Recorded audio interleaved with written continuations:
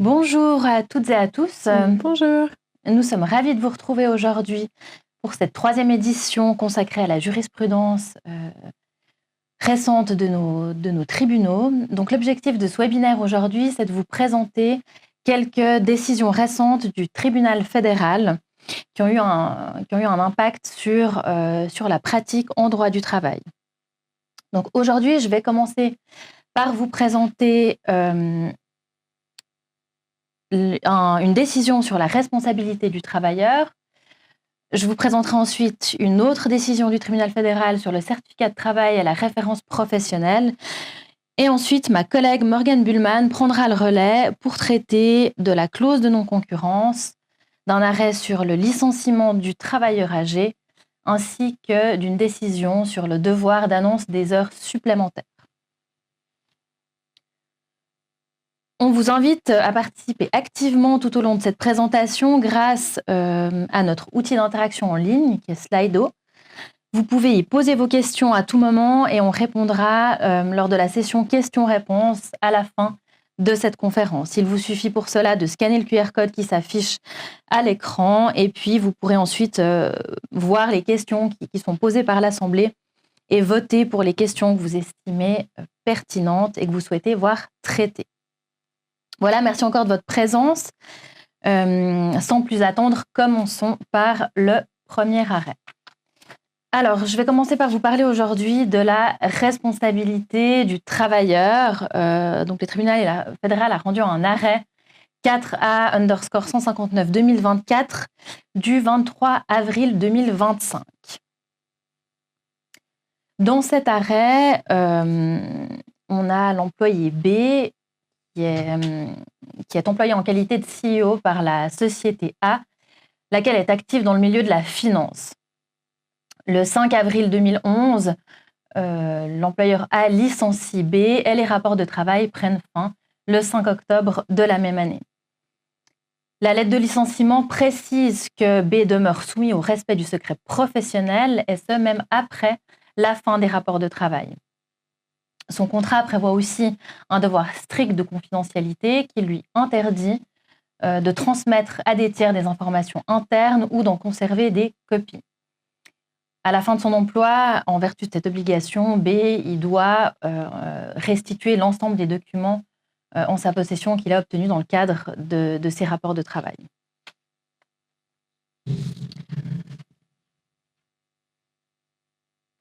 Ensuite, en 2014, à la suite d'un scandale financier qui implique la société A et une banque tierce, un journaliste contacte le travailleur licencié B. B, à la demande du journaliste, remet plusieurs documents et répond à des questions relatives au lien entre la société A, qui l'employait, et la banque tierce. À la suite des révélations de B, et puis basées sur des documents internes que B a remis concernant son ancien employeur, la société A, toute une série d'articles de presse paraît et révèle l'existence de relations contractuelles entre la société A et la banque impliquée dans le scandale financier. Donc, face à ces publications, la société A elle est contrainte de faire appel à diverses agences de communication en Suisse et au Portugal, puisque ça a un impact européen, ainsi qu'à un cabinet d'avocats pour pouvoir gérer cette crise médiatique dans laquelle elle se retrouve à la suite des révélations faites par B. La société A, donc l'ancien employeur de B, décide finalement de saisir le tribunal de première instance qui interdit à B toute nouvelle diffusion d'informations et le condamne à verser 80 000 francs à titre de dommages et intérêts pour le dommage causé à son employeur.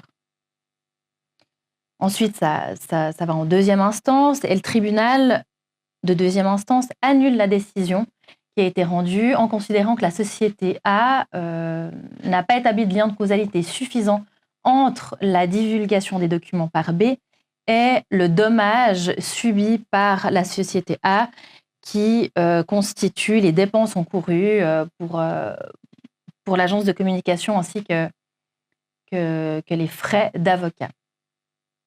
Ensuite, la société, elle recourt au tribunal fédéral et elle réclame le paiement des sommes allouées par le tribunal de première instance qui lui avait donné raison. Donc, le tribunal fédéral, dans cet arrêt, il se livre à une analyse détaillée des conditions de la responsabilité contractuelle du travailleur. Il commence par rappeler les 4 conditions cumulatives qui doivent être réalisées afin de fonder la responsabilité, qui sont un dommage subi par l'employeur, une violation d'une obligation contractuelle par le travailleur, un lien de causalité entre la violation et le dommage, une faute du travailleur qui peut être commise de manière intentionnelle ou par négligence. Et puis, cette faute, elle doit être présumée. Cette faute, elle est présumée. La faute du travailleur est présumée. Et pour se libérer, le travailleur doit démontrer qu'il n'a commis aucune faute.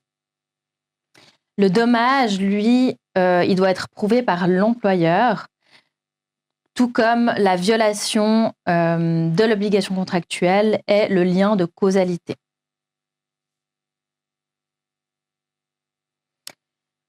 Donc ici, si on regarde les conditions de la responsabilité qui ont été examinées par l'ETF, l'ETF nous dit que le dommage que l'employeur invoque, il consiste en les frais de communication et d'avocat qui ont été engagés pour réagir aux articles de presse. LTF, il reproche finalement à la Cour cantonale, donc à la 2e instance, d'avoir exigé à tort la preuve du paiement effectif des factures. Puisque un dommage, pour que ça constitue un dommage, il suffit que la dette soit certaine, même si elle n'a pas encore été acquittée. Donc là, le fait que l'employeur il n'ait pas encore dû s'acquitter des factures, des frais de l'agence de communication et des frais d'avocat, ne remettait pas en cause l'existence du dommage. Ensuite, la violation contractuelle, nous dit le tribunal fédéral, réside dans la violation par le travailleur de son obligation de fidélité, de confidentialité et de diligence qui est consacrée à l'article 321A du Code des obligations. L'ETF nous dit que cette violation, elle est clairement établie puisqu'on a une intention qui est manifeste du travailleur de divulguer les informations et de violer du coup ce devoir de fidélité, de confidentialité et de diligence qui lui incombe en vertu de son contrat de travail. Ce devoir, il interdit non seulement la divulgation d'informations internes, mais aussi la conservation d'informations ou la reproduction, la copie non autorisée par l'employeur. Et puis, en transmettant, bien évidemment, à un journaliste cette documentation interne à l'entreprise, l'ancien CEO, donc B, il a gravement manqué à cette obligation consacrée par l'article 321A du Code des obligations. Ensuite, on en vient à la causalité, au lien de causalité. Le tribunal fédéral, il examine tout d'abord la causalité qu'on appelle naturelle, parce qu'ici, le cœur de l'analyse du tribunal fédéral, c'est la question du lien de causalité entre le dommage et la faute. Donc, sur le plan de la causalité naturelle, il est établi que sans l'intervention du travailleur, donc c'est-à-dire sans la remise des documents et les réponses qu'il a fournies aux journalistes, les articles qui sont parus n'auraient jamais eu lieu et ils n'auraient jamais eu la même teneur ni la même crédibilité sans les informations fournies par B. L'ETF, il constate que B, il a permis vraiment une grande abondance de détails et puis une apparente crédibilité et fiabilité de la source avec toute la documentation qu'il a fournie et il a conféré ainsi aux articles une crédibilité accrue qu'il n'y aurait pas eu sans son intervention. Et puis, d'un point de vue de la causalité adéquate, le tribunal fédéral, il estime qu'il est évident que la divulgation de ces documents confidentiels, elle était propre, selon le cours ordinaire des choses et l'expérience de la vie, à provoquer une atteinte à la réputation de la société telle qu'elle s'est produite.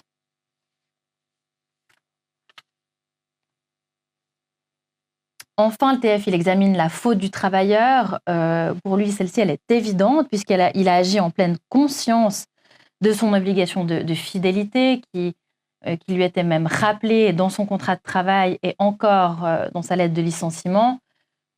Il avait en plus une qualité de CEO, donc un poste avec certaines responsabilités. Donc, c'est un poste qui lui exigeait d'avoir un niveau de confidentialité et de fidélité à l'égard de son employeur accru. Et donc, il ne pouvait pas ignorer la portée et la gravité de la divulgation des informations qu'il a transmises. C'est donc une violation intentionnelle du devoir de fidélité, de confidentialité, de diligence qui a eu lieu.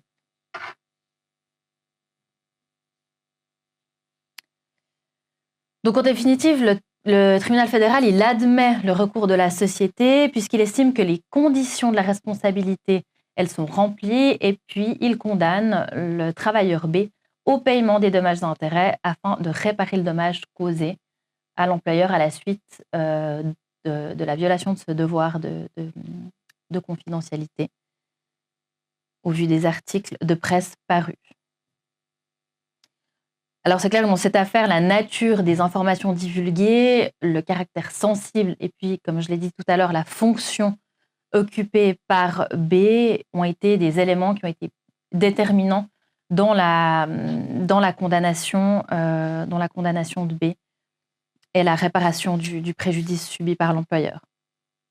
Ce qui est intéressant dans cet arrêt, c'est que le tribunal fédéral, il rappelle et souligne que l'obligation de confidentialité, de fidélité, elle s'inscrit dans la durée et qu'elle est applicable même une fois que les rapports de travail se sont terminés après plusieurs années.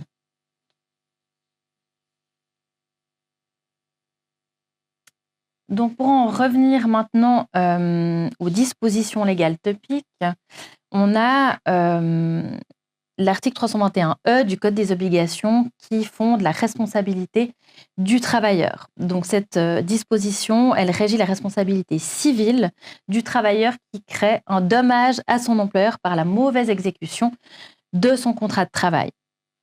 Cette disposition, elle s'applique à tout travailleur qui est lié par un contrat de travail. Et lorsque la responsabilité du travailleur elle est établie, l'employeur il peut, selon cette disposition, exiger la réparation de tout ou partie de son dommage via une action en dommages et intérêts. Alors le dommage, tout d'abord, l'employeur il doit avoir subi, comme on l'a vu, un dommage. Un dommage, concrètement, ça correspond à la différence entre le montant actuel du patrimoine et le montant que ce patrimoine aurait eu si l'événement dommageable ne s'était pas produit. Ça, c'est une définition juridique du dommage. Le dommage, il peut se présenter sous la forme d'une diminution de l'actif, d'une augmentation du passif, d'une non-augmentation de l'actif ou d'une non-diminution du passif. Ce dommage ne doit pas nécessairement être matériel, il peut aussi se traduire par un tort moral, donc une atteinte grave à la personnalité de l'employeur. Le fait que l'employeur soit une personne morale n'a pas d'incidence, elle ne le prive pas de réparation morale. Hein. Une personne morale peut tout à fait se prévaloir d'un tort moral. En pratique, les actions en responsabilité contre un travailleur, elles concernent souvent la dégradation d'outils ou de matériel, par exemple le véhicule de fonction, ou aussi des erreurs de caisse. Mais le préjudice subi ou le dommage, si vous voulez l'appeler comme ça, il peut prendre bien d'autres formes tant qu'il se traduit par une diminution de la fortune nette. C'est ce qui est déterminant. Par exemple, on a un arrêt du tribunal fédéral 4C underscore 71/2002 du 31 juillet 2002, dans lequel des travailleurs ont dû répondre du retard pris dans l'élimination de stocks de marchandises, puisque le dommage était constitué dans ce cas-là par l'occupation inutile des locaux puis la détérioration de denrées alimentaires périssables.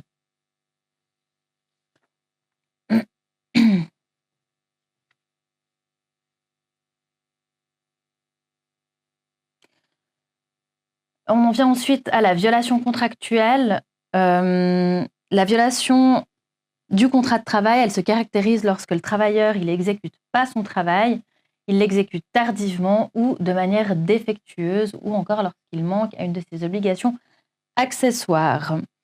Il y a violation contractuelle, par exemple lorsque le travailleur il contrevient comme on l'a vu, à son devoir de diligence ou de fidélité, conformément à l'article 321A du Code des obligations. Attention, le fait que le résultat du travail ne soit pas satisfaisant ne signifie pas que le travailleur a violé ses obligations contractuelles et n'entraîne pas une présomption de responsabilité à charge du travailleur. Parce qu'il faut savoir que le contrat de travail, pour rappel, il n'entraîne pas une obligation de résultat, mais une obligation de moyens, c'est-à-dire que le travailleur, il doit exécuter avec soin le travail qui lui est confié au plus près des intérêts de l'employeur, mais il ne répond pas d'un résultat. Il n'y a donc pas violation du contrat de travail lorsque l'employeur ne donne pas d'instructions précises, ou aussi lorsqu'il ordonne ou tolère certains actes qui ont pu causer le dommage. Donc, il n'y a pas de violation du contrat de travail, par exemple, en cas de défaut d'instruction précise. On a, par exemple, une affaire dans laquelle le travailleur il est recherché en responsabilité par son employeur du fait d'une prétendue utilisation illicite du véhicule de fonction. Le tribunal fédéral il a jugé dans ce cas-là qu'il n'y avait pas violation du contrat lorsque l'employeur il ne définit pas de manière claire les conditions d'utilisation du véhicule de fonction. En l'espèce, le travailleur il avait utilisé le véhicule de fonction qui était en principe destiné à des fins professionnelles uniquement pour ses déplacements privés, chose qui n'avait pas été précisée par l'employeur. Donc, à cause de ce défaut d'instruction, l'employeur il n'a pas pu faire supporter au travailleur la responsabilité, une violation contractuelle. Le TF nous dit aussi qu'il n'y a pas violation du contrat lorsque l'employeur ordonne ou tolère sans s'y opposer les actes qui ont pu causer le dommage. Donc, on peut aussi considérer que l'employeur il a toléré les manquements lorsque on a des directives purement formelles, mais qu'aucune mesure concrète n'est prévue pour en assurer la bonne application. Enfin, la causalité, on l'a vu, donc la responsabilité du travailleur, elle suppose qu'il y a un rapport de causalité naturelle et adéquate entre la violation du contrat et le préjudice subi. Il faut examiner la causalité naturelle et adéquate, pour lesquelles vous trouverez les définitions topiques sur le slide. Enfin, on en vient à la faute. Donc, pour engager sa responsabilité, le travailleur, il doit avoir commis une faute. Donc, c'est un manquement à ce que l'employeur il peut attendre de lui en vertu des obligations qui lui incombent de par son contrat de travail. Pour apprécier si une faute elle peut être reprochée au travailleur, il faut se référer à l'article 321E, alinéa 2, qui détermine ce qu'on appelle la mesure de la diligence attendue. Donc la faute, elle peut être intentionnelle ou par négligence. Et puis, il y a aussi plusieurs degrés de gravité de la faute. Donc, on a la faute légère, la faute moyenne et la faute grave. Cette gravité, la mesure de la gravité de la faute, va être déterminante pour calculer les dommages et intérêts attendus pour la réparation. C'est un des critères déterminants parmi d'autres. Une faute légère, c'est un comportement ou un manquement qui, sans être acceptable, n'est pas particulièrement répréhensible. C'est par exemple un travailleur qui perd les clés de l'entreprise. Ce travailleur, il a 4 000 francs de salaire par mois. Eh bien, il a été condamné à verser 500 francs à titre de réparation à l'employeur. Une faute moyenne, elle est définie comme une faute qui n'est ni légère ni grave. Et puis, une faute grave, c'est un comportement ou un manquement qui est inexcusable. Une faute intentionnelle est en principe toujours une faute grave. Et puis, une faute intentionnelle, donc une faute grave, elle suppose normalement la réparation de 100% du dommage. On a par exemple une faute grave lorsqu'un travailleur y commet volontairement des malversations au détriment de son employeur. Là, on pourra exiger la réparation de 100% du préjudice. Et puis, attention, parce que seule une négligence grave ou une intention peuvent conduire à une réparation complète du préjudice, mais il faut toujours prendre en compte l'ensemble des circonstances, notamment le montant du salaire, les antécédents et le risque professionnel. Comme on l'a dit tout à l'heure, l'article 321E, alinéa 2, prévoit des critères qui permettent de mesurer la diligence qui incombe au travailleur. Et cet alinéa nous cite notamment le risque professionnel, les instructions, les connaissances nécessaires ou encore les aptitudes du travailleur. C'est une énumération qui n'est pas exhaustive, donc ce ne sont que des exemples dont vous pouvez tenir compte. Cette disposition, elle atténue passablement la responsabilité du travailleur, bien évidemment, puisque c'est des facteurs de pondération qu'il faut tenir compte pour mesurer la quotité de la réparation qu'on va demander au travailleur. Donc, par risque professionnel, on entend par exemple les bris de vaisselle pour un travailleur qui fait de la plonge ou un accident de la circulation pour un chauffeur. Un travailleur qui exerce une fonction dirigeante ou qui est au bénéfice d'une rémunération importante, ce qui était le cas dans notre arrêt, il pourra se voir imposer des exigences plus élevées quant au risque professionnel, puisqu'il supporte un plus grand risque professionnel que quelqu'un qui a des responsabilités moindres au sein de l'entreprise. Et puis, la responsabilité du travailleur, elle va aussi dépendre de ses propres aptitudes et de la qualité que l'employeur connaissait ou aurait dû connaître au moment de l'engagement. Par exemple, en matière d'aptitude du travailleur, le tribunal fédéral a jugé qu'une jeune fille en pré-apprentissage qui avait effacé la signature sur un tableau d'un peintre contemporain, elle devait être libérée de toute responsabilité puisque c'était une employée auxiliaire jeune, peu qualifiée et qui n'avait pas été instruite sur la signification des signatures des tableaux. Enfin, la quotité du salaire, c'est l'un des critères prépondérants pour fixer l'étendue de la réparation. Mais il n'y a aucune règle qui existe ou qui fixera un plafonnement quant à l'obligation de réparer. Il faut vraiment toujours tenir compte de l'ensemble des circonstances. Donc cet arrêt, il met en évidence 2 enseignements essentiels. Tout d'abord, l'importance de la prévention, du respect de la confidentialité, et puis la nécessité d'avoir une gestion et un processus réactif en cas de fuite d'informations.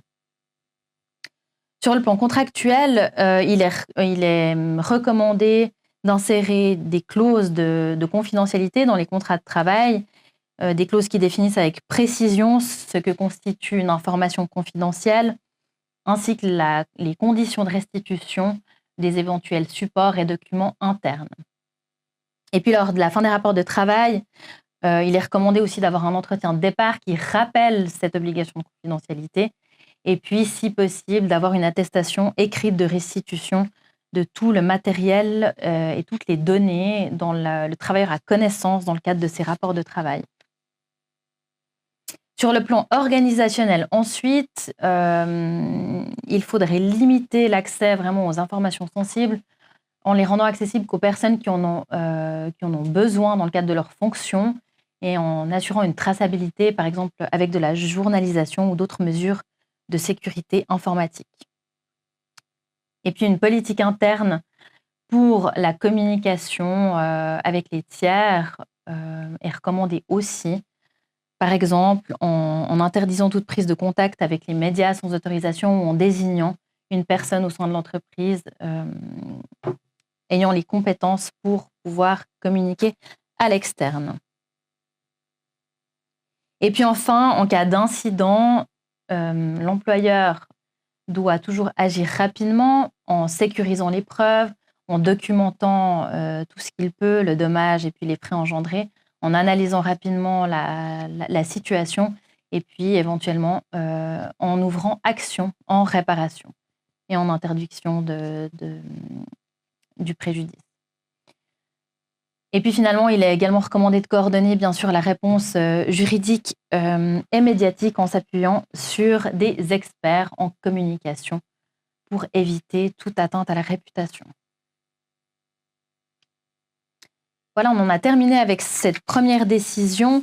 On va maintenant passer à la deuxième décision que je vais vous présenter aujourd'hui, qui est le certificat de travail et la référence professionnelle. Donc, c'est un arrêt du tribunal fédéral 4A_493-2024 du 17 juin 2025, dans lequel on a B qui est engagé par une banque en qualité de trader en devises étrangères.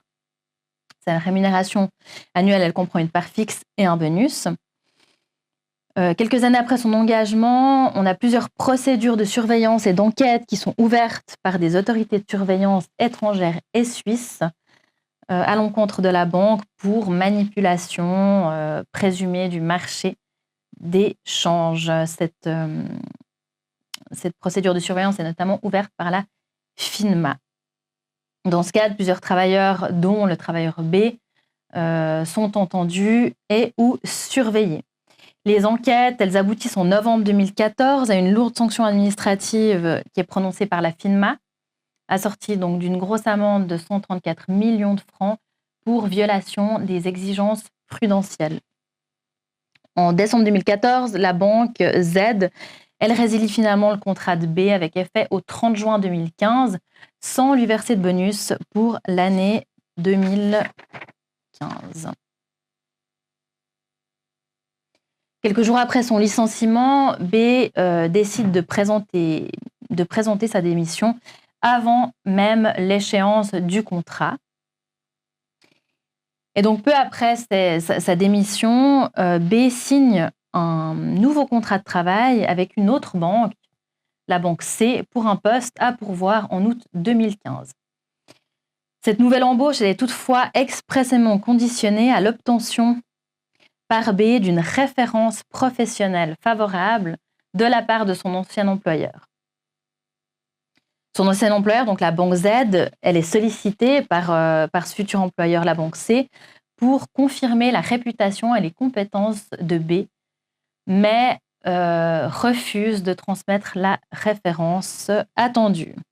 Cette absence de réaction, elle entraîne finalement la rupture du processus d'engagement et la banque C renonce à embaucher B faute d'informations suffisantes sur son passé professionnel. B se retrouve donc sans emploi pendant plus d'une année avant d'être finalement recruté par une autre banque. Donc dans cette affaire, B, il estime avoir subi un préjudice économique important qui correspond selon lui au salaire qu'il aurait perçu s'il avait pu entrer en fonction auprès de la banque C. Il ouvre donc action auprès de son ancien employeur et réclame une certaine somme, soit 960 000 francs, à titre de dommages et intérêts. En mai 2023, le tribunal de première instance, il admet partiellement la demande de B et condamne la banque à verser une somme de 674 000 livres sterling. La banque décide de ne pas en rester là, elle interjette appel. Le tribunal de deuxième instance, il renverse le jugement de première instance et rejette la demande de B. L'employé B, il porte finalement l'affaire devant le tribunal fédéral.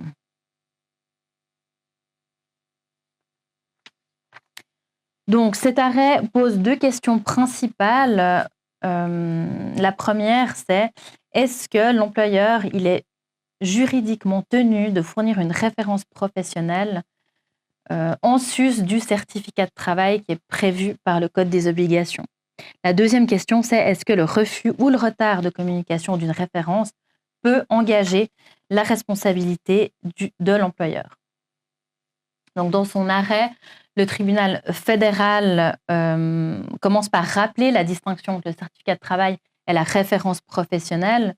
Le certificat de travail, on voit que c'est un document officiel que l'employeur doit délivrer à la demande du travailleur et qui est prévu par la loi. Le contenu est même décrit dans le cadre de l'article 330A du Code des obligations. La référence professionnelle, quant à elle, c'est un complément informel qui est souvent donné par oral et qui est adressé directement à un futur employeur qui porte sur l'expérience et la réputation du travailleur. En l'espèce, la référence exigée par la banque, elle visait à confirmer des éléments réglementaires en matière de conformité à la régulation financière. Donc le TF, il souligne que la banque Z, elle n'était pas légalement tenue de confirmer au nouvel employeur que le travailleur remplissait les exigences réglementaires britanniques ou américaines parce qu'une telle attestation dépasse le cadre du certificat de travail et du devoir ordinaire de référence.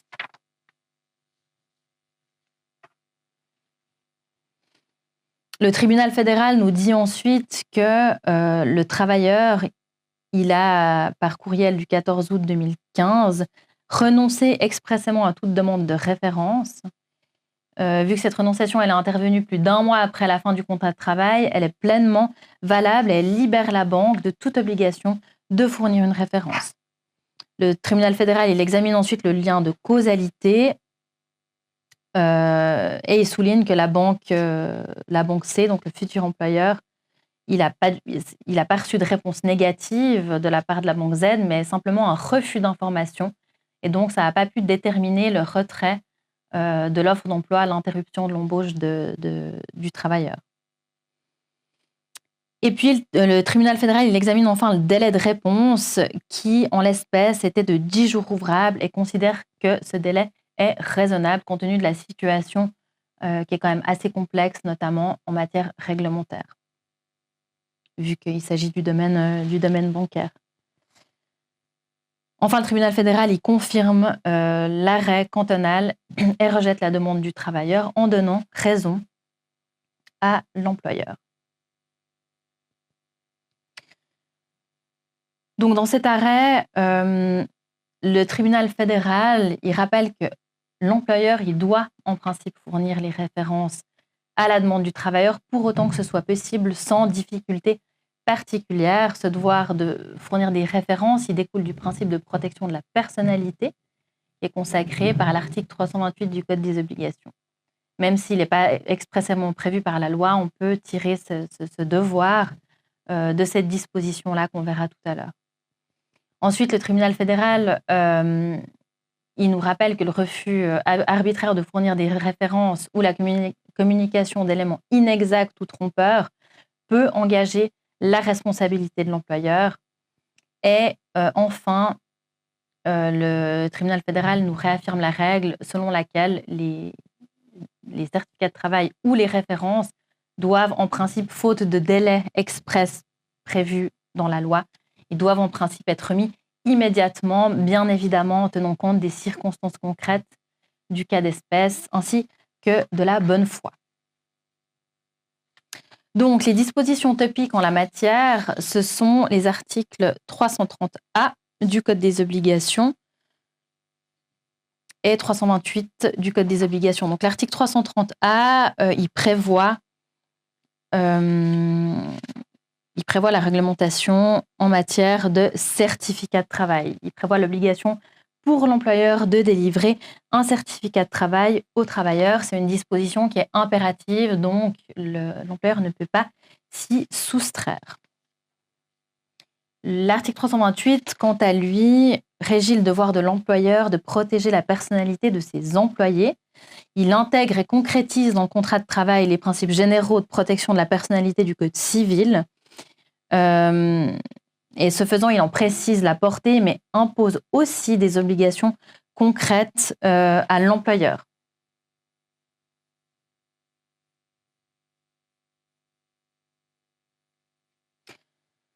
Donc, si on en vient à la différence entre le certificat de travail et la référence professionnelle, on voit que, selon l'article 330A, l'employeur il a l'obligation, comme on l'a dit, de délivrer un certificat de travail au travailleur qui indique la nature et la durée des rapports de travail, ainsi que la qualité de la prestation et la conduite du travailleur.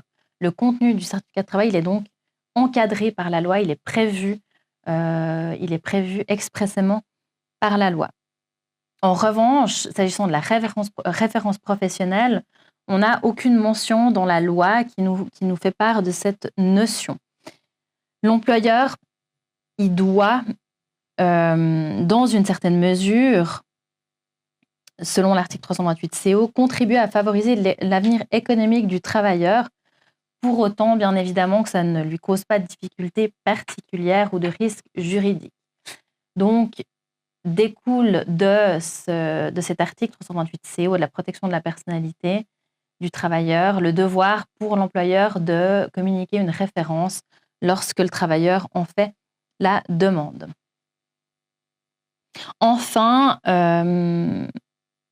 les délais dans lesquels doivent être délivrés de tels documents ne sont pas précisés par la loi. C'est pourquoi on admet qu'ils doivent l'être immédiatement, mais il faut tenir compte des circonstances de l'espèce, notamment de la situation si elle est complexe, de la taille de l'entreprise, des difficultés aussi de communication parfois avec le travailleur. En l'espèce, le tribunal fédéral, il a jugé qu'un délai de 10 jours était admissible.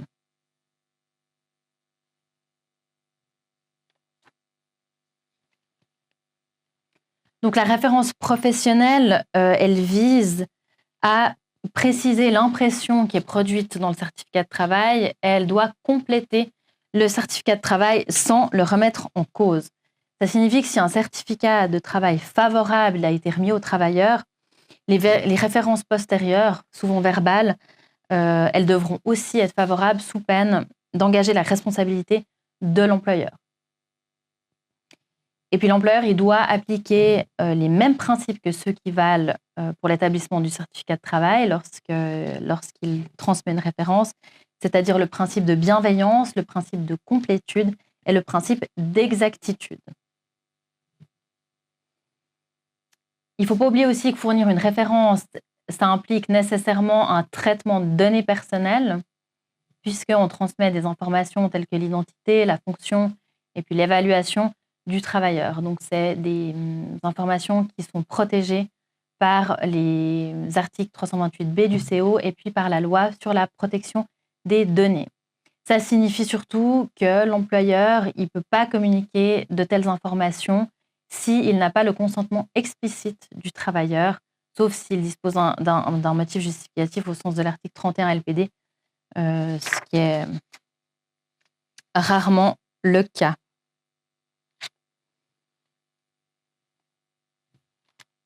Et donc, on l'a vu, la jurisprudence, elle reconnaît que l'employeur peut engager sa responsabilité s'il communique volontairement de fausses informations ou s'il refuse de donner une référence lorsque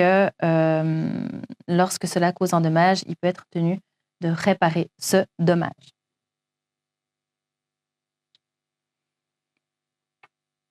Donc, pour faire une petite synthèse rapide, on a vu que le certificat de travail, c'est une obligation légale, donc qui est consacrée par le Code des obligations, mais la référence, c'est une pratique facultative, en principe. Le certificat de travail doit toujours être délivré sur demande, dans un délai raisonnable et contenir les informations qui sont prévues par l'article 330 A du Code des obligations. La référence, elle est quant à elle fournie que si le travailleur il en fait la demande et qu'il donne son accord à la transmission des données. Lorsque le travailleur il donne au tiers des indications sur son ancien employeur, il faut présumer que l'employeur il est en droit, même en l'absence d'accord explicite, de confirmer certaines informations limitées, notamment la durée du travail, la fonction exercée, l'existence et le contenu d'un certificat de travail. Par contre, si le travailleur il n'a pas évoqué son ancien employeur et il n'a donné aucune permission à son employeur, aucun renseignement ne peut être fourni à des tiers.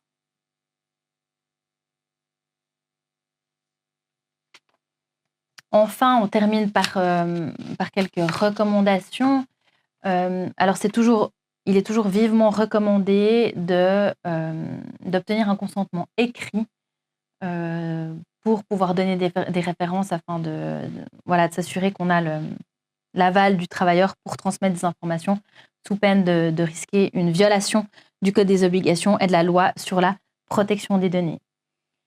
Si vous deviez refuser une référence, il faut en principe en informer rapidement le travailleur et, dans la mesure du possible, motiver la décision pour qu'il comprenne pourquoi vous avez refusé la référence et surtout pas garder le silence. Et puis enfin, un élément important, c'est qu'il faut toujours veiller à la cohérence entre le contenu du certificat et les éventuelles références fournies, puisqu'on l'a vu, à défaut, la responsabilité de l'employeur peut être engagée.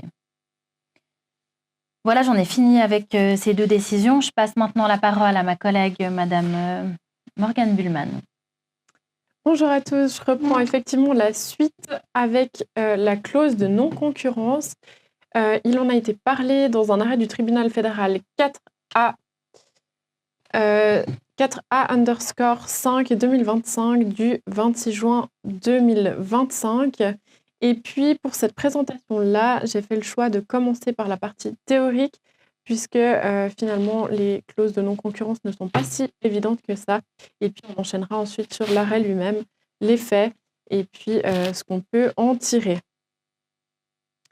Donc, le principe même de la clause de non-concurrence est prévu dans l'article 340 alinéa 1 du Code des obligations, qui nous dit ceci: le travailleur qui a l'exercice des droits civils peut s'engager par écrit envers l'employeur à s'abstenir après la fin du contrat de lui faire concurrence de quelque manière que ce soit, notamment d'exploiter pour son propre compte une entreprise concurrente, d'y travailler ou même de s'y intéresser. Donc, qu'est-ce qu'on peut dégager de cet article? C'est qu'il y a des conditions cumulatives pour qu'on puisse retenir la validité de la clause de non-concurrence. Donc, le travailleur doit avoir l'exercice des droits civils. Il s'engage par écrit avec sa signature manuscrite. En général, c'est fait initialement dans le contrat de travail. Et puis, il faut encore que le travailleur puisse, dans le cadre des rapports de travail, avoir connaissance de la clientèle ou de secrets de fabrication ou d'affaires de l'employeur. Et évidemment, si l'utilisation de ces renseignements est de nature à causer à l'employeur un préjudice sensible. Donc là, ce qu'il faut retenir, c'est que ce n'est pas valable pour n'importe quel travailleur. Donc, il faut vraiment qu'il ait des connaissances effectives de secrets et puis que encore ces secrets soit de nature à causer un préjudice à l'employeur. Donc, on rejoint un peu les réflexions qui ont été faites tout à l'heure sur le premier arrêt traité par ma collègue. Et puis, qu'est-ce qui se passe finalement si les conditions ne sont pas remplies? Eh bien, la clause est nulle, elle est dépourvue d'effet, elle ne sert à rien, pour dire les choses clairement. Donc, il faut vraiment que ces 3 conditions cumulatives soient remplies pour que la clause soit valable. Un autre point important, c'est que la clause en question doit être suffisamment limitée. Donc limitée à cet égard à 3 niveaux. Donc dans le temps, elle ne doit pas durer plus de 3 ans après la fin des rapports de travail, sauf circonstances exceptionnelles, mais la règle, c'est vraiment 3 ans. Pourquoi? Eh bien évidemment parce que sinon, la restriction à la liberté économique du travailleur est trop importante. On imagine bien que de le lier par une clause de non-concurrence pendant 5 ans ou 10 ans, c'est un petit peu excessif et ça entame vraiment sa liberté économique. Et puis dans l'espace aussi, donc on peut limiter cette clause à une rue, un quartier, une localité ou une région, voire même un pays ou une liste de pays, mais dans tous les cas, pas au-delà du territoire sur lequel l'entreprise déploie effectivement son activité.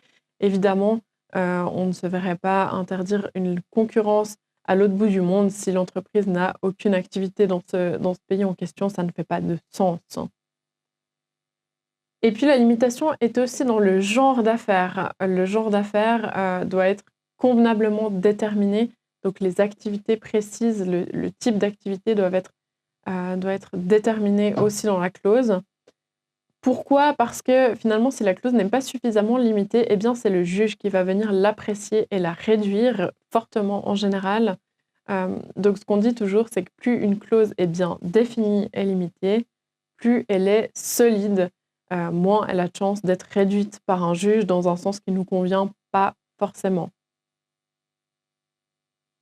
Et puis cette clause, elle peut encore être assortie d'une peine conventionnelle, c'est-à-dire une clause pénale. C'est un montant que l'employé va devoir payer s'il enfreint cette prohibition de faire concurrence. On y reviendra tout à l'heure. Et une clause encore qui permet à l'employeur d'exiger que la concurrence cesse. Précision encore, pour vous donner une idée, s'agissant du lieu, une prohibition de concurrence dans un rayon de 25 km autour de Bâle pour une personne spécialisée dans le placement de personnel temporaire avait été admise. Et puis une autre clause qui prévoyait une prohibition étendue à toute la Suisse cette fois-ci, mais limitée à 1 année, a été admise par le tribunal fédéral.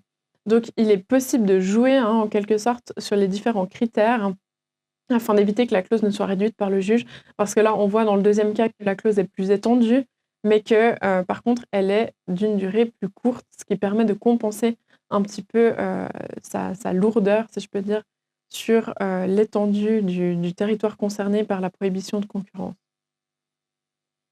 Ce qu'on dit aussi, c'est que le montant de la peine conventionnelle, il peut en principe pas excéder la valeur d'un salaire annuel, bonus compris. Et puis, le juge peut aussi réduire le montant de la peine conventionnelle s'il le juge excessif.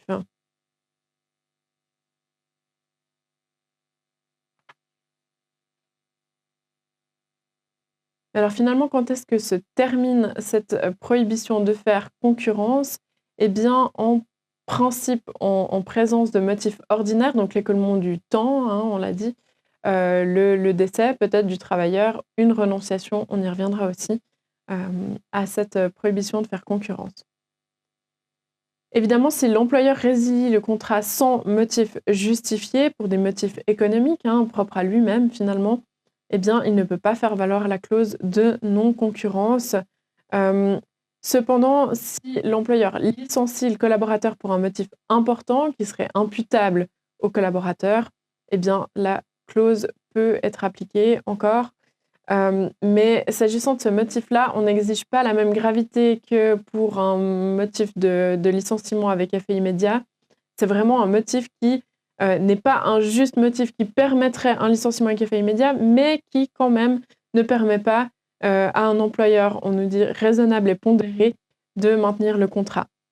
Donc, en résumé, si un licenciement, ça ne veut pas encore dire nécessairement que la clause de non-concurrence tombe, mais il faut quand même se poser la question de savoir est-ce que le licenciement a lieu pour une raison imputable au travailleur ou exclusivement à l'employeur, et l'employé ne peut pas grand-chose.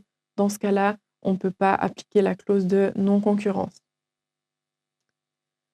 Un autre motif de fin de cette clause, c'est l'employeur qui n'aurait plus d'intérêt réel à ce qu'elle soit maintenue.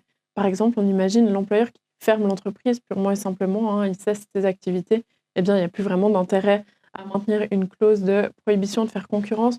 Donc attention, on reviendra là-dessus, on verra avec l'arrêt que c'est pas si simple, mais disons, dans le cas théorique, là, en l'état, ça pourrait être un motif pour faire tomber cette clause de non-concurrence.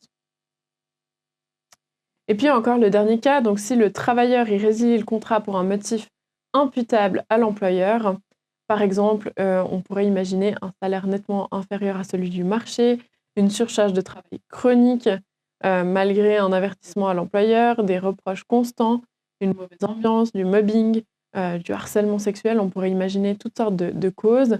Alors dans ce cas, la clause tombe. Si l'employé démissionne pour ces motifs-là, l'employeur ne pourra pas faire appliquer cette clause de prohibition de faire concurrence. Et puis, là encore, c'est intéressant, c'est le travailleur qui va devoir apporter la preuve qu'il n'y a plus d'intérêt à ce que la clause soit maintenue. Donc dans l'avant-dernier cas cité sur la slide, c'est vraiment à l'employé de montrer que l'employeur n'a plus aucun intérêt à cette clause de non-concurrence.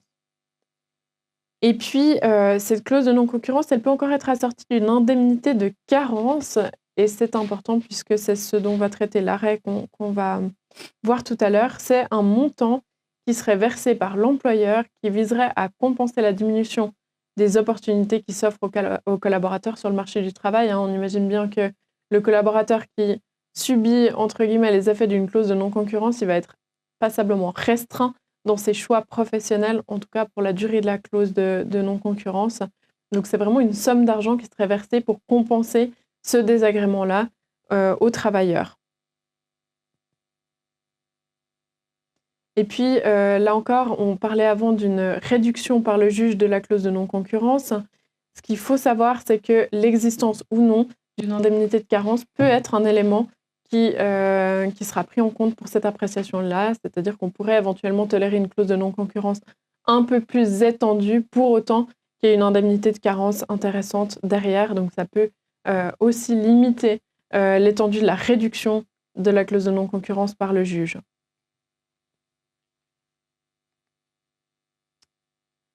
Mais qu'est-ce qui se passe en cas de violation par le travailleur de cette prohibition de faire concurrence? Eh bien, il peut y avoir différentes conséquences. La première consisterait en le paiement de dommages et intérêts.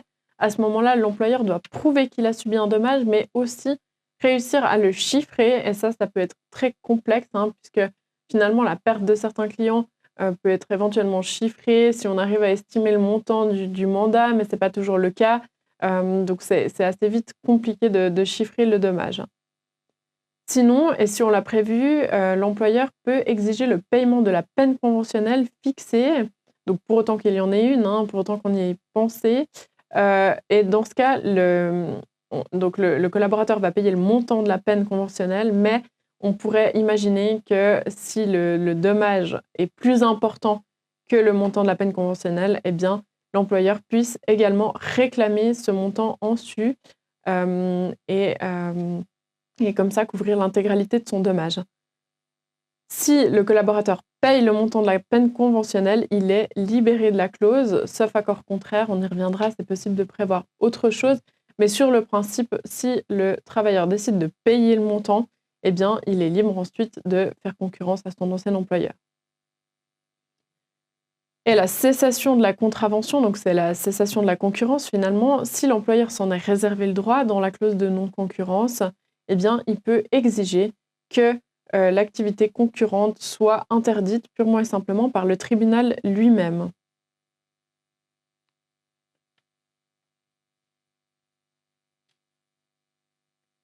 Donc maintenant qu'on a vu un peu les points importants s'agissant de la théorie, on en vient à l'arrêt en question. Et puis, s'agissant des faits, donc un employé est engagé en 2006. En 2008, il a une promotion, un nouveau contrat de travail est signé à cette occasion. Et ce contrat de travail contient une clause de non-concurrence assortie d'une indemnité de carence. Donc, que dit cette clause?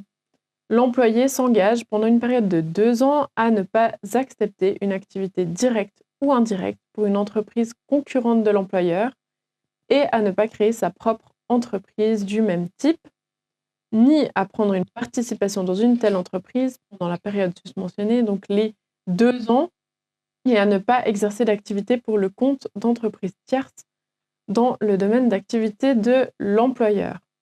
En contrepartie, et c'est là l'indemnité de carence, il percevrait pendant la durée de la clause une indemnité de carence correspondant à 50% du salaire versé sans bonus.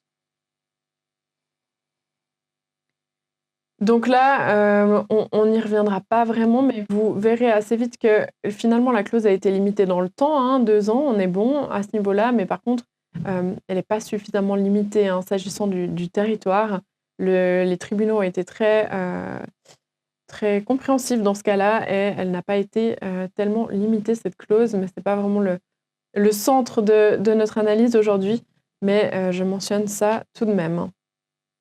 En juin 2021, l'employé démissionne avec effet à fin décembre 2021, a priori pas pour des motifs imputables à l'employeur, donc en théorie, la clause de non-concurrence s'applique pleinement. L'employeur le libère de son obligation de travailler le 2 juillet tout en lui rappelant expressément son obligation de non-concurrence.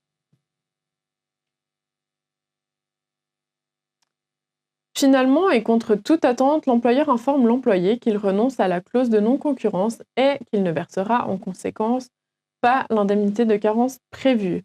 On imagine que l'employeur n'a plus d'intérêt à ce que l'employé ne le fasse pas concurrence pour X ou Y raison.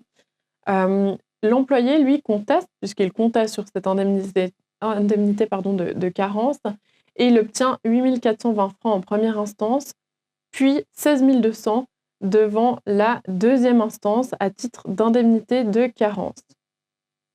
L'affaire arrive finalement devant le tribunal fédéral qui doit alors trancher la question suivante: est-ce que l'employeur peut unilatéralement renoncer à la clause de non-concurrence, puisque c'est ce qui s'est passé, hein, en l'état, c'est vraiment l'employeur qui a dit non, finalement, je ne tiens pas à cette clause de non-concurrence, donc tant pis pour l'indemnité de carence, mais en échange, tu es libre de prendre les fonctions que tu souhaites. Eh bien, la réponse devant le tribunal fédéral est non. Comme ça, le spoiler est fait. Quels sont les arguments du tribunal fédéral pour justifier que l'employeur ne puisse pas mettre fin unilatéralement à cette clause de non-concurrence? Alors, ce qu'il dit en principe, c'est que la clause de non-concurrence est unilatérale, hein. Quand on la prévoit initialement, c'est vraiment l'employé qui s'engage à la respecter, mais c'est l'employeur qui impose cette clause de non-concurrence.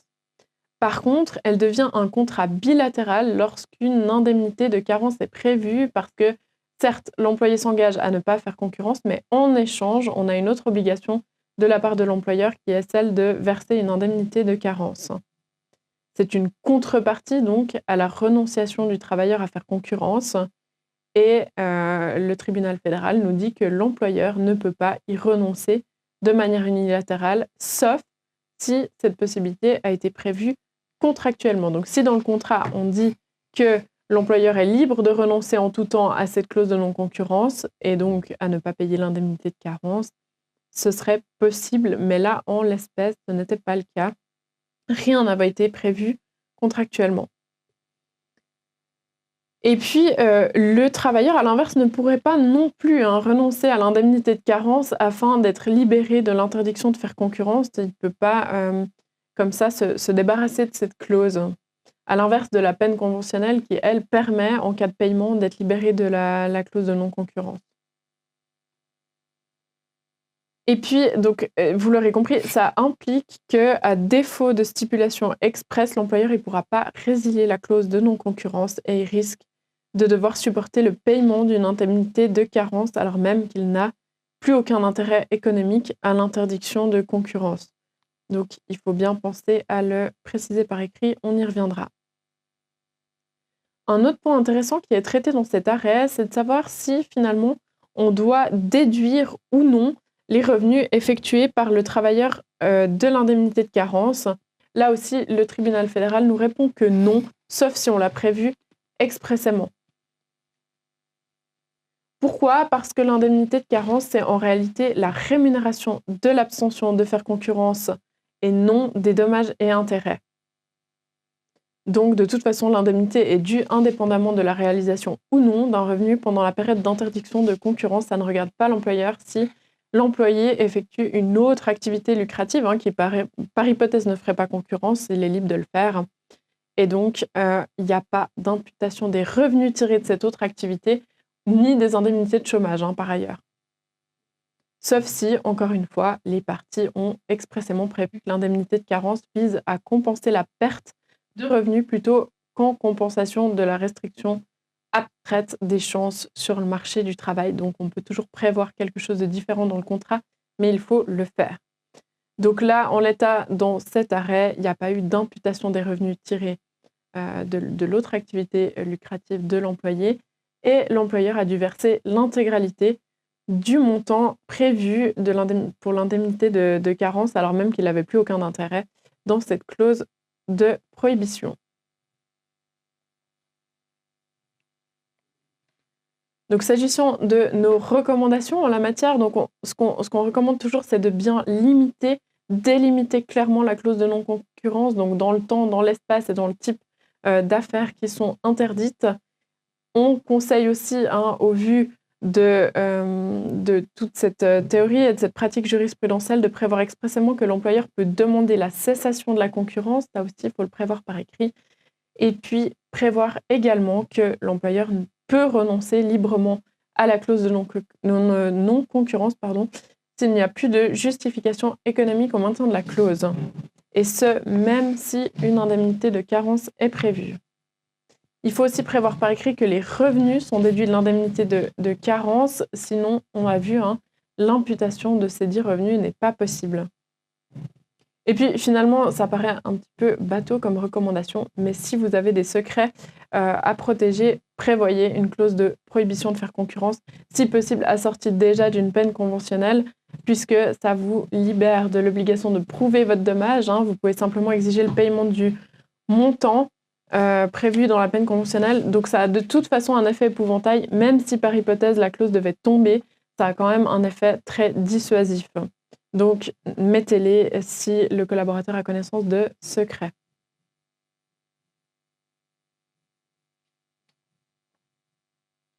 Voilà pour cet arrêt. Je passe à un autre sujet topique et surtout assez courant finalement, le licenciement d'un travailleur âgé qui est traité dans le cadre d'un arrêt du tribunal fédéral 4A 617-2023 du 8 octobre 2024.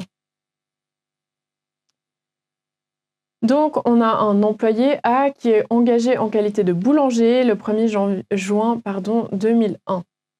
Il est né en 1958 et il a travaillé initialement avec une autre personne au sein du laboratoire de la gare C. Ce laboratoire a dû fermer ses portes une première fois en 2016 pour difficultés économiques, puis une seconde fois en 2020 à raison du Covid. Après la fermeture de 2016, l'employé avait déjà été réaffecté à ce laboratoire de la gare C, mais seul cette fois-ci. Au cours des rapports de travail, donc depuis 2001, plusieurs avertissements avaient été notifiés à l'employé. En 2010, pour avoir mangé de la nourriture sans autorisation. En 2016, pour lui rappeler que le port du calot ainsi qu'une tenue propre était obligatoire. Et puis en 2019 encore, un avertissement sur la gestion des marchandises et puis sur son rapport avec certaines collaboratrices du secteur des ventes. Cela étant, et malgré ces avertissements, en juillet 2020, un excellent certificat de travail intermédiaire est remis à l'employé. Et le 27 mai 2020, soit le jour de la réouverture du laboratoire, A est licencié pour le 31 août 2020, mais sans indication des motifs. Par courrier du 15 août 2020, A s'oppose à son licenciement qu'il juge abusif. L'employeur invoque pour sa part des motifs économiques, indiquant que la crise sanitaire l'obligeait à fermer son laboratoire pendant des mois, et il rappelle par la même occasion les 3 avertissements prononcés à l'égard de A. Et puis pour l'exécution de son préavis, A été réaffecté à un autre laboratoire D, dans lequel il avait déjà travaillé lors de la première fermeture du laboratoire de la gare. Suite à ça, et dès le 26 août 2020, A tombe en incapacité totale pour cause de dépression sévère, des envies suicidaires, vraiment une dépression très grave. Il y a quelques petits trous, si je peux dire ça comme ça, dans la couverture par les certificats médicaux. Donc l'employeur met A en demeure de reprendre son poste 2 fois, sans quoi il considérerait qu'il a abandonné son emploi. Et a finalement produit d'autres certificats médicaux. Donc on ne retiendra pas l'abandon d'emploi, évidemment. Mais après toutes les prolongations de l'article 336C du Code des obligations, le contrat prend fin définitivement le 28 février 2020. À ce moment-là, un excellent certificat de travail final est délivré à A. Donc A dépose une requête de conciliation le 1er avril 2021 avant de saisir le tribunal des prud'hommes le 13 septembre 2021. Il réclame un montant pour licenciement abusif de près de 30 000 francs ainsi qu'une indemnité pour tort moral de 15 000 francs, intérêt moratoire en supplément. En première instance, A obtenu une indemnité pour congé abusif de 15 000 francs, donc ça correspond plus ou moins à 3 mois de salaire, et le jugement a été confirmé en deuxième instance. L'employeur fait recours devant le tribunal fédéral.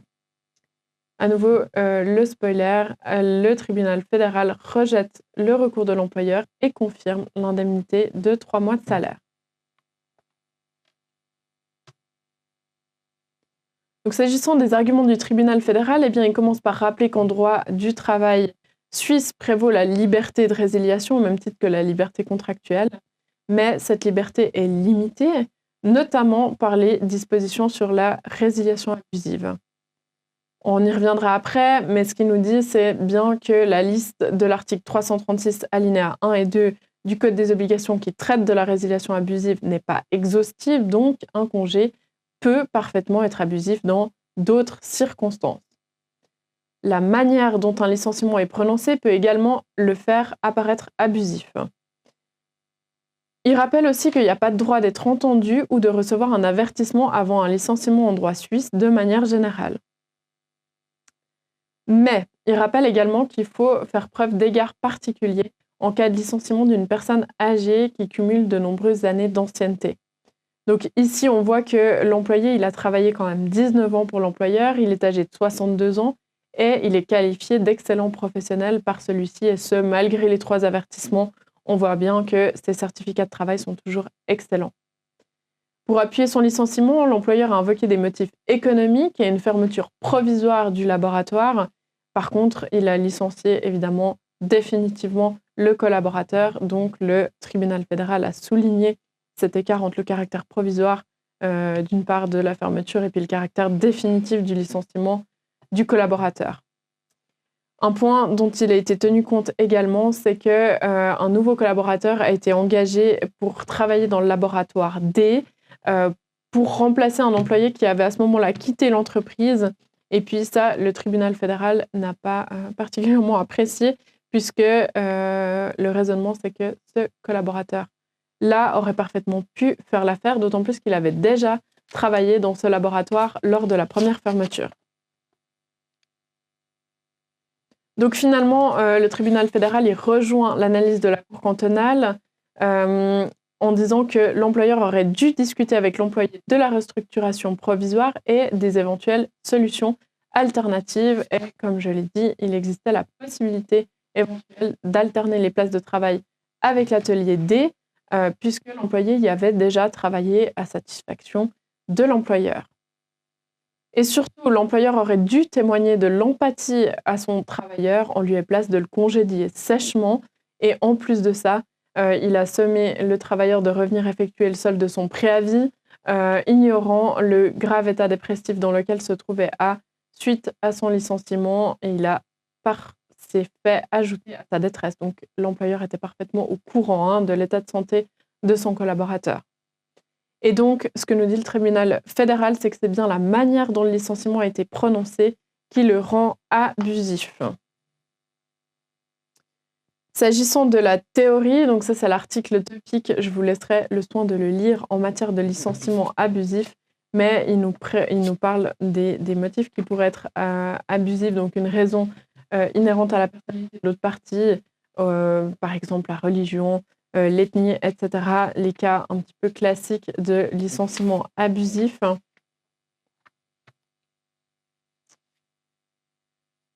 Donc on l'a dit, cette clause n'est pas exhaustive, donc on a différents éléments, certes, mais d'autres cas pourraient être des cas de licenciement abusif, notamment la manière dont le licenciement est prononcé, comme tel a été le cas ici, ou alors on imagine le collaborateur qui vient réclamer un droit aux vacances, et puis l'employeur agacé décide de le licencier. C'est aussi un cas de licenciement abusif, il y en a bien d'autres.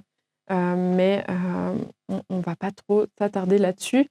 Ce qu'il faut retenir, c'est qu'en droit suisse, on a le principe de la liberté contractuelle, principe rappelé dans cet arrêt, mais il y a tout de même des conditions à respecter pour la résiliation, notamment les délais de congé, la forme, etc., mais aussi des restrictions. Donc le licenciement en temps inopportun, on imagine le collaborateur en incapacité, par exemple, et le licenciement abusif aussi. Le licenciement abusif, en substance, c'est lorsque la loi considère qu'il y a un congé abusif parce que le congé est donné en raison d'un motif qui n'est pas digne de protection. Et on l'a dit, cet article énumère de façon non exhaustive ces motifs.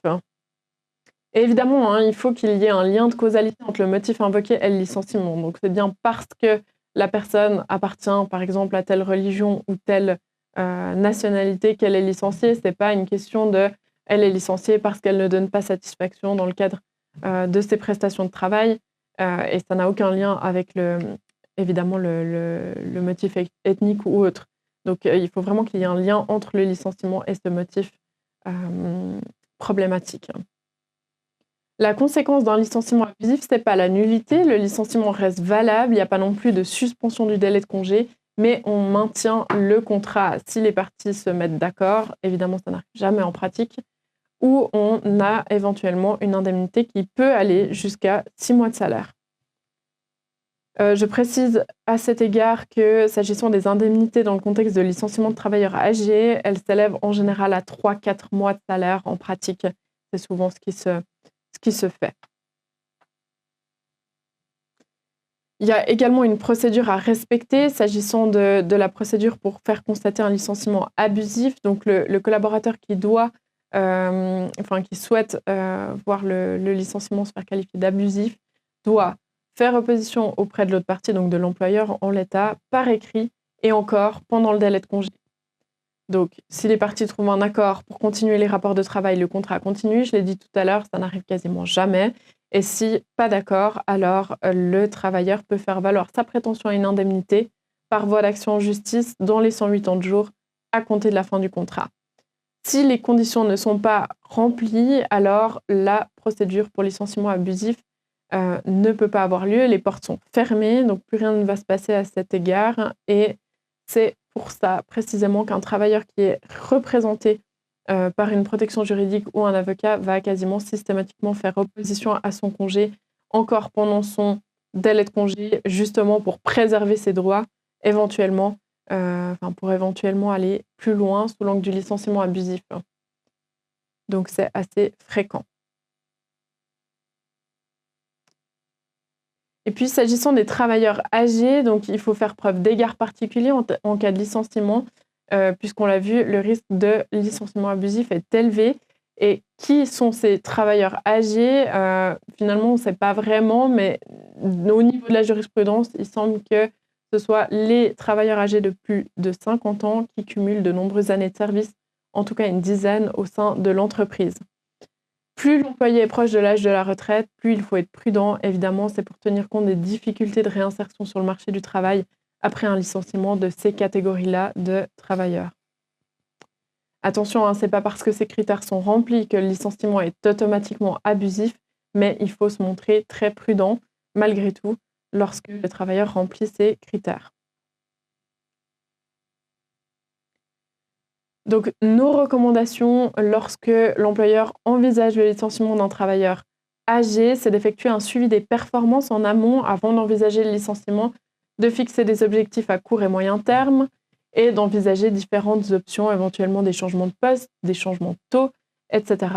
Faire des avertissements si on constate des manquements et assurer un suivi écrit surtout. Ayez des preuves des entretiens qui se seraient tenus, prenez des PV d'entretien, et puis faites preuve d'égard à l'égard justement du travailleur qui sera licencié et documentez toute la procédure pour montrer que des solutions alternatives avaient été recherchées.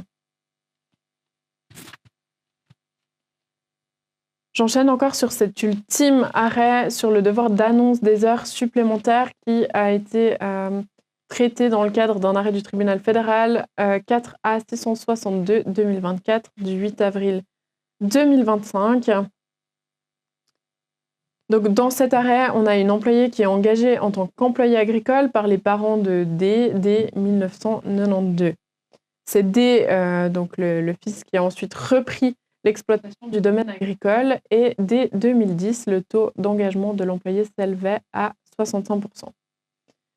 D s'est finalement associé à B et C, donc qu'on appellera les employeurs, mais cela n'a pas eu d'incidence sur le contrat de travail de A.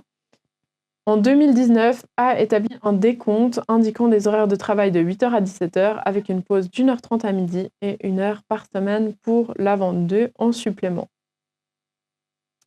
Cet employé est finalement en incapacité de travail totale dès le 7 janvier 2020 et par courrier du 21 juillet 2020, elle a été licenciée avec effet au 31 octobre, donc après sa protection.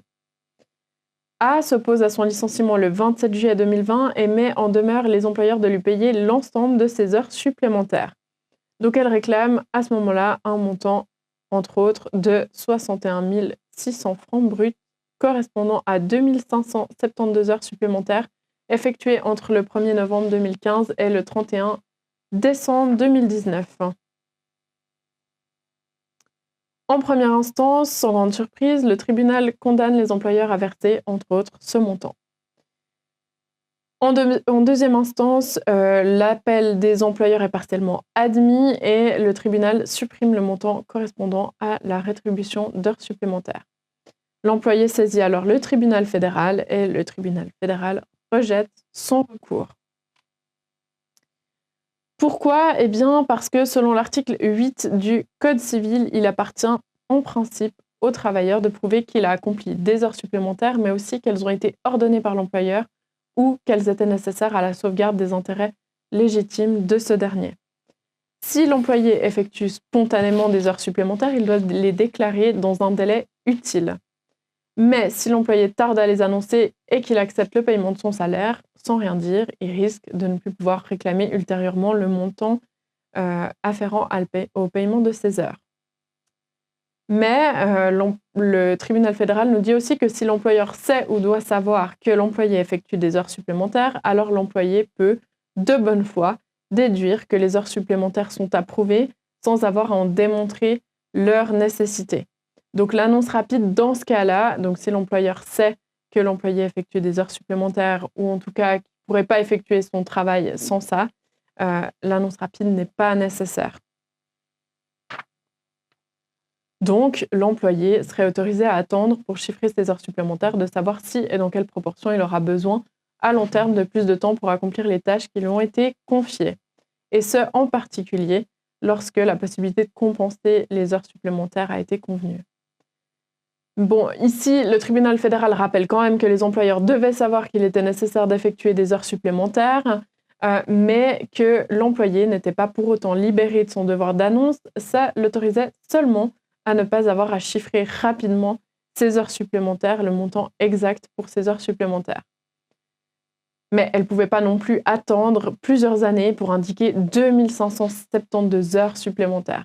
Le tribunal fédéral a considéré cette prétention comme étant abusive et il a purement et simplement refusé d'entrer en matière.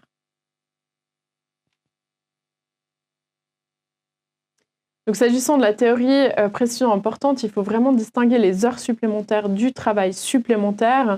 Les heures supplémentaires, c'est vraiment toutes les heures qui excèdent la durée contractuelle normale prévue, alors que le travail supplémentaire, c'est toutes les heures qui dépassent la durée maximale de la semaine de travail selon la LTR, la loi sur le travail. Donc, en fonction des domaines, c'est 45 ou 50 heures. On dit, grosso modo, 45 heures, c'est pour le travail de bureau, et puis 50 heures, c'est pour tous les autres métiers, pour simplifier un petit peu.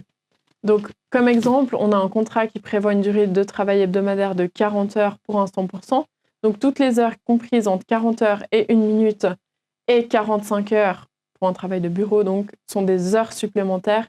Et au-delà de 45 heures, il s'agit de travail supplémentaire, sachant que les règles qui régissent les heures supplémentaires et le travail supplémentaire ne sont pas tout à fait les mêmes. Il est important de distinguer les deux.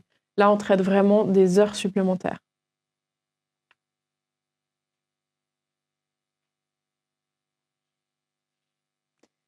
Donc, la question, c'est qu'est-ce qu'on en fait finalement de ces heures supplémentaires ? C'est l'article 321C du Code des obligations qui en traite. Donc, en l'absence de dispositions écrites contraires et si le congé compensatoire n'est pas prévu, donc, les heures supplémentaires sont rémunérées avec une majoration de 25%.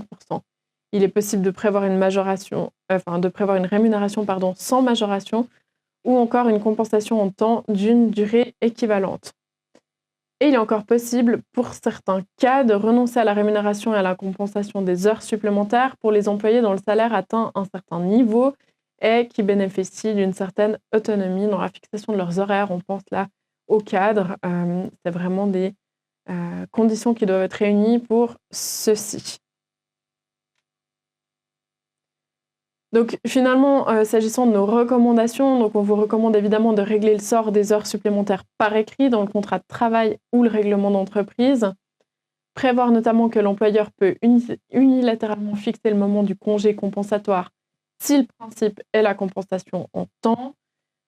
Prévoir un délai au maximum de 12 mois pour la fixation du congé compensatoire, ça vous évite d'avoir un grand solde d'heures supplémentaires à compenser d'un coup et puis de ne pas pouvoir l'accorder aux collaborateurs. On recommande aussi de prévoir que toutes les heures supplémentaires effectuées par le collaborateur doivent expressément être autorisées par le supérieur, donc soit la direction, soit les ressources humaines aussi, ou si ce n'est pas possible, être porté à sa connaissance dans les 24 heures par écrit. Ça vous permet d'avoir vraiment un suivi de ce qui se passe et de prévoir expressément que si l'employé tombe malade pendant la période de récupération d'heures supplémentaires, il ne peut en exiger une quelconque restitution. On conseille également de se réserver le droit de rémunérer les heures supplémentaires à hauteur de 100% si la prise d'un congé compensatoire n'est pas possible. On imagine une grosse charge de travail et il n'est pas possible de libérer l'employé pour son congé compensatoire. Ça peut être utile de pouvoir les rémunérer. Voilà, on a été un peu vite, mais j'en ai terminé avec la matière que je souhaitais vous présenter. Je vous propose à présent de passer à la session de questions-réponses.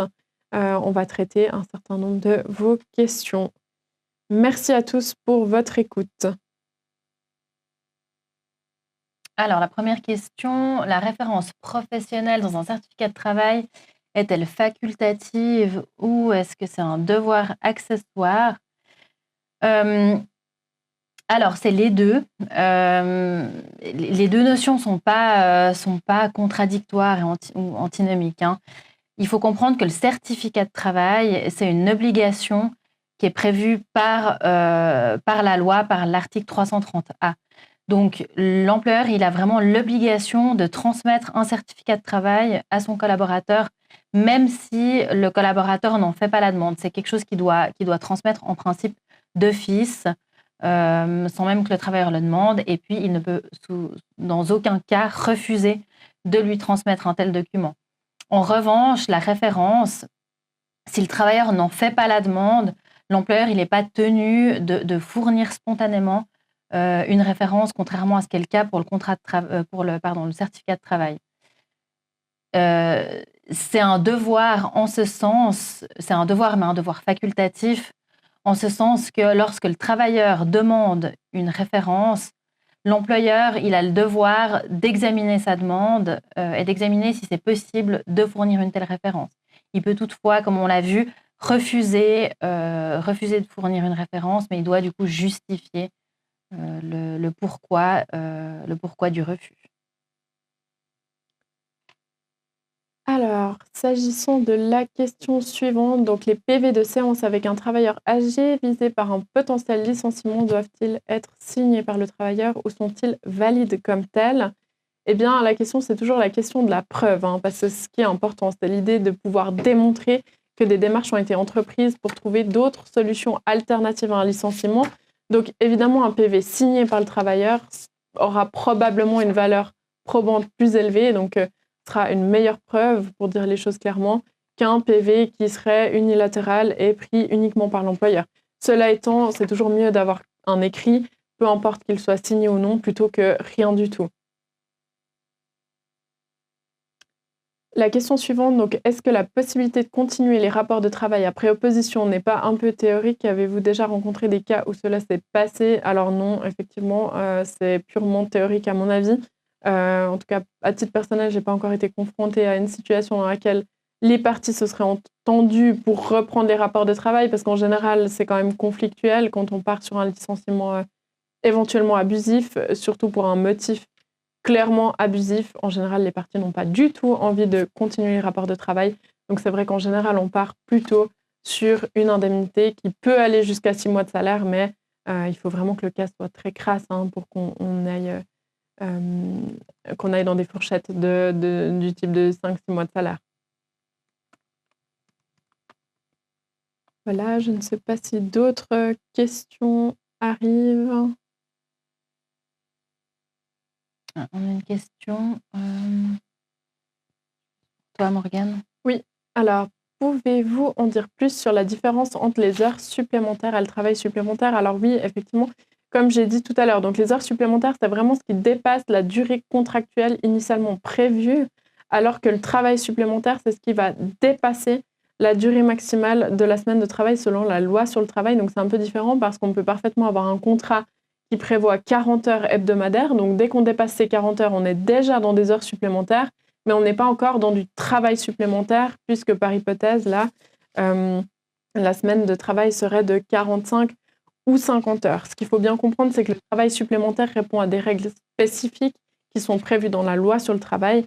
Donc, par exemple, je vais pas toutes les faire, mais disons que pour les travailleurs dont la durée maximale de la semaine de travail est de 45 heures, on ne peut pas faire plus de 170 heures de travail supplémentaire, donc 170 heures qui dépassent ce maximum de 45 heures. Dès qu'on dépasse ce maximum de 45 heures, on compte ces heures comme travail supplémentaire et on est limité à 170 heures par année civile. Même raisonnement pour les personnes qui sont soumises à 50 heures par semaine, mais cette fois-ci, c'est 140 heures de travail supplémentaire. Et puis, surtout, la question, c'est que le travail supplémentaire, il peut être compensé par un congé, mais par contre, s'il ne l'est pas, alors à ce moment-là, en règle générale, les heures sont rémunérées avec un supplément de 25%, en tout cas dès la 61e heure, s'agissant des travailleurs soumis à 45 heures, et dès la première heure de travail supplémentaire pour les travailleurs soumis à 50 heures. Donc, c'est vraiment des règles un petit peu qui diffèrent.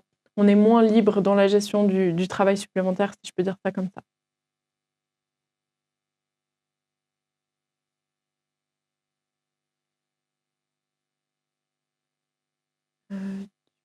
La prochaine question. Elle est pour toi, je pense.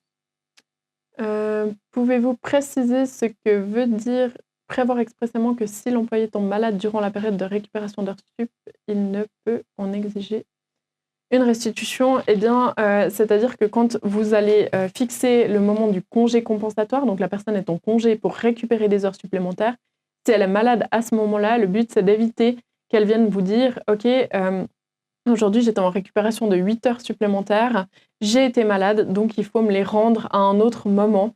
C'est l'idée de dire, voilà, les heures sont réputées compensées, et ce, même si la personne était malade au moment de la récupération des heures prévues.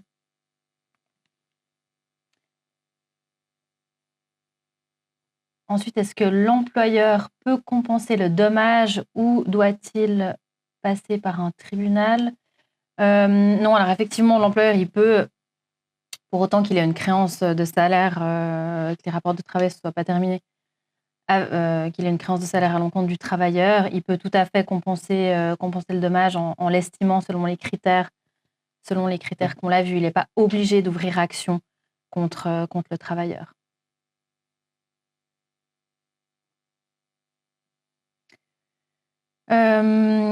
La prochaine question, l'employeur a-t-il l'obligation de transmettre un certificat de travail intermédiaire? Alors oui, lorsque le travailleur en fait la demande, l'employeur il est tenu de fournir un certificat de travail intermédiaire, puisque l'article 330A du Code des obligations prévoit que le travailleur peut demander un certificat de travail en tout temps. Donc, s'il le fait pendant les rapports de travail, il faudra intituler ce document certificat de travail intermédiaire et puis le fournir dans un délai raisonnable. Et si les rapports de travail sont terminés, ce sera un certificat de travail final. Voilà, je ne sais pas s'il y a encore des questions. On arrive gentiment au terme. Encore une question. Si un collaborateur demande à son responsable une lettre de recommandation, sorte de référence, celui-ci peut-il refuser de le faire? Alors, pour autant qu'il ait des motifs justificatifs, oui, dans la mesure où, tout comme la référence, la lettre de recommandation, après on rejoint un peu quand même la référence, lettre de recommandation, référence, après c'est l'intitulé qui change, mais le contenu finalement de la référence, c'est en quelque sorte une recommandation. Donc, dans la mesure où l'employeur il a des motifs pour refuser un tel document, il peut le faire, oui. Voilà, on est arrivé au terme de cette conférence. Je vous remercie pour votre attention. Et puis, je vous souhaite un très bon appétit et une belle journée. Merci, belle journée à vous.